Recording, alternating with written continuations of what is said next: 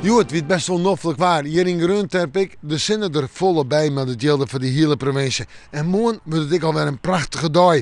Joen en vannacht, wel mensen, waar we door een vrij heldere nacht en een temperatuur tussen de 5 en de 9 graden. De hegere temperaturen op de eilanden en de wind, die houdt een model zwak of matig. Komt west, noordwest, noord-noordwest, dat is ongeveer de richting. En dan zetten we terug naar morgen. Dan wordt het nog beter als je de temperaturen komen hegen te lezen en een prachtige oorloop richting het Pinksterweekend. Morgen wordt het een dag mooi op een nij. Flink wat zinnen. Temperaturen 15 tot 19 graden. De heegste temperaturen in het oosten en zuidoosten van deze provincie. Prachtig waar. En de wind die zal matig wezen uit west-noordwest. Dat is het beeld zo ongeveer.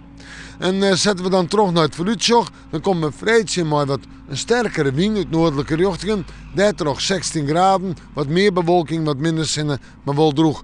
Het Pinksterweekend, tijd voor de barbecue, het terras en tijd voor de zinnen. En zo'n zonnetje of 18 graden, op plakken kan het grif nog 1 of 2 graden warmer worden. Maar snel de warmste dag. En Pinkstermanje liek het een dip te brengen, maar ruim en meer wind en koeler waar. Maar daar zit het morgen weer door. Dus moeten we morgen maar weer even in het waarsje.